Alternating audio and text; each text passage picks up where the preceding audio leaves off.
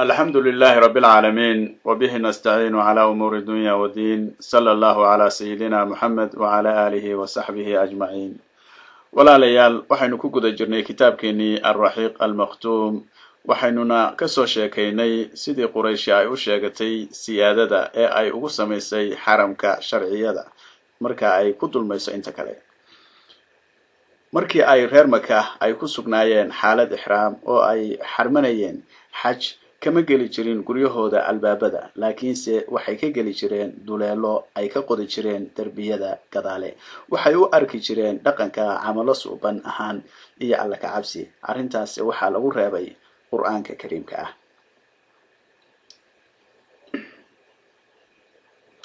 sidan bay ahayd noloshii diineed ee jasiiradda carabta shirki sanam caabud iyo rumaysnaan khuraafaad iyo dhalanteed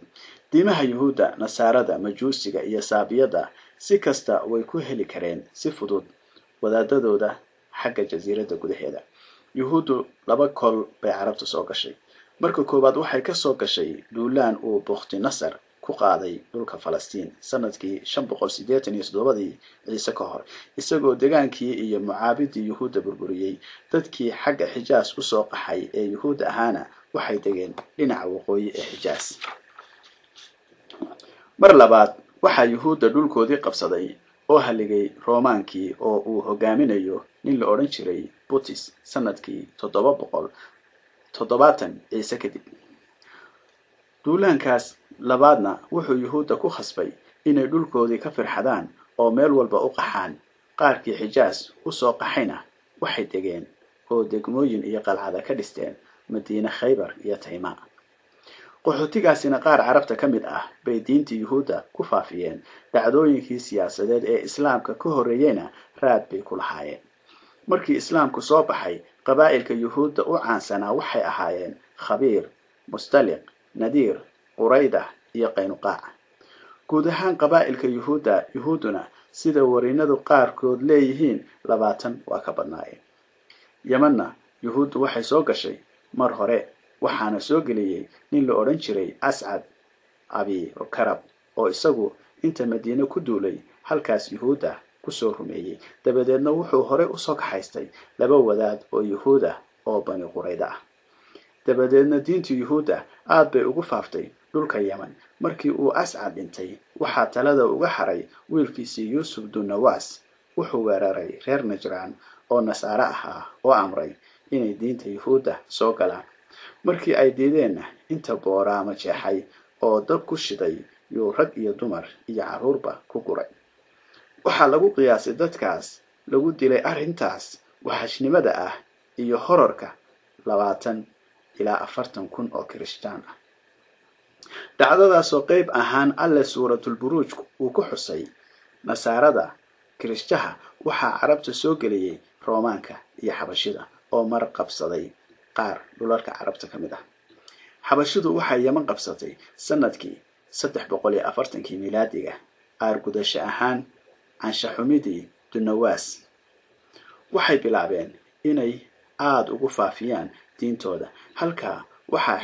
waxay xitaa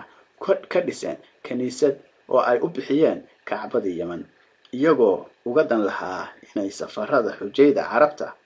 u soo leexiyaan xagga Yaman oo dabadeed iska daayaan inay dumiyaan Kacbada hayeeshe alla kor ahaaye waa ciqaabay iyagii oo ka yeelay 10 cibrad ah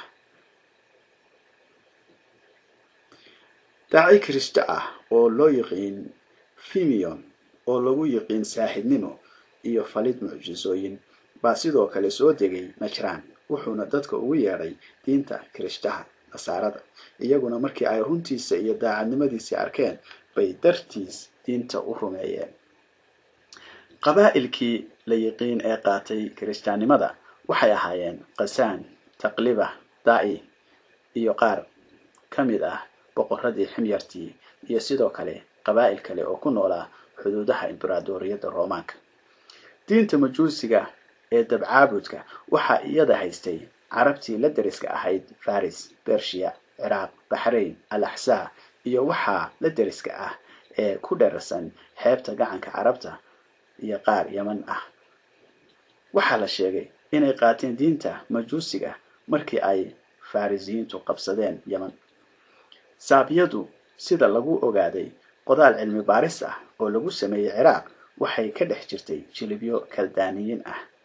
Suuriyiinta iyo Yamaniyiinta. Markii ay dhulka diimo cusub soo galeen sida Yuhuudda iyo Nasaarada bay diintaasi dantay oo nuxuustay. Laakiin waxaa jiray dad weli diinta haysta oo dhex deganaa ama deris la ahaa majuusiyiintii ama Carabta Ciraaq iyo xeebaha gacanka Carbeed.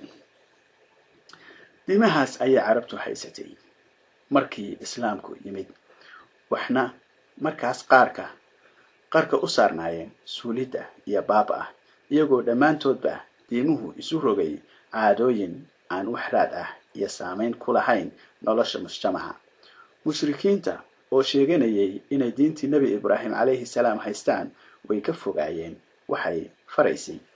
shareecada Nabi Ibraahim calayhi salaam. Dhaqankii wanaagsanaa ee ay la timidna waa ka tageen.